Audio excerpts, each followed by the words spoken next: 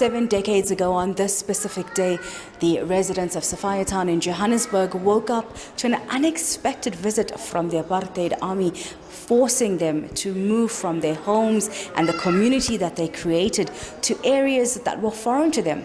This was part of the Group Areas Act under the apartheid regime. We're here today at the Mobile Exhibition launch that remembers the resistance and the memories of those that lived in this specific community. Sophiatown was known for its vibrant culture, its place of activism and arts, but a community that was quite diverse in its aura. It was known as the Chicago of South Africa. Today I'm with two residents who lived here at that time. Michael, thank you so much for speaking to me. Let's start with your memory of that day 70 years ago. What do you remember and what's your recollection of the feelings that you went through at that moment being forcefully removed from this specific area? Okay, the 9th of February 1955 was on a Wednesday. Dr. Verwoerd was so clever, he told the people that they will be moved on the Thursday, but then they turned up on the Wednesday unexpectedly. It was a rainy day, but very softly. I think it was tears that was falling for the people. And as we got up, the street from Gibson right up to Newlands was covered with police. And I can clearly remember the Fatherland newspaper that afternoon showed Dr. Verwoerd standing with a phone with the headlines, "8 Togs of Sophiatown."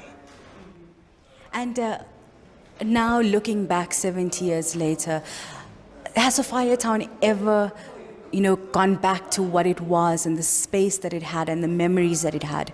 It does, it does. What I remember is we had a hall in Annandale Street called Matabe Hall, where all the activities took place, like dancing, boxing things and like that. And I remember the boxers from the Sophiatown, the Michaelas, Harry and Alec, the Foys, Twala.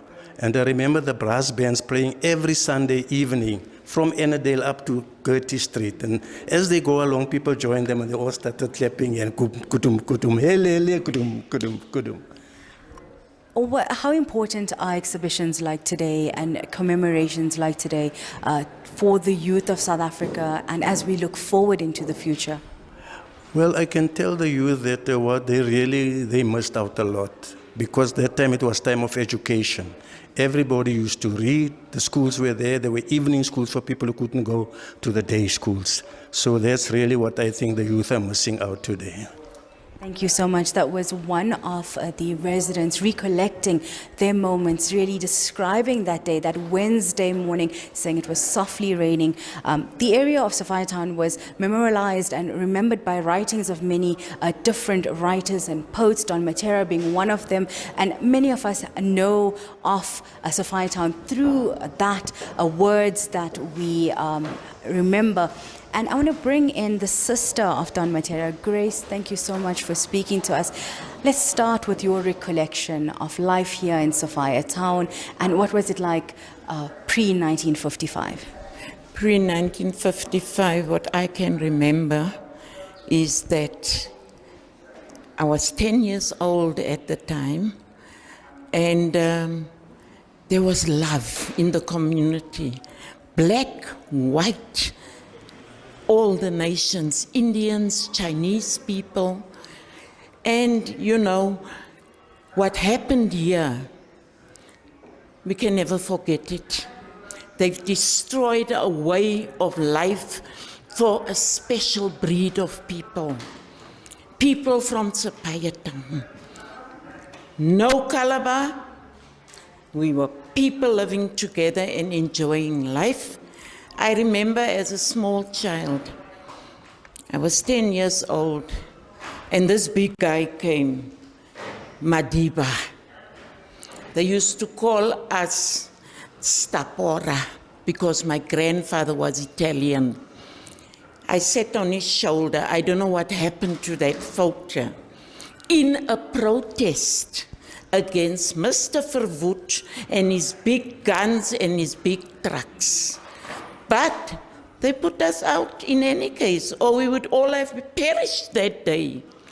When they came for my grandfather's house, I have never seen my grandfather cry, being this proud Italian old man. My grandfather cried. He cried. Papa Mia cried. And I'll never forget it, because my grandfather said, for the woman, the kiss. For the man, the knife. And men don't cry. But what I witnessed that day, I still have it in the guts when I think about what happened.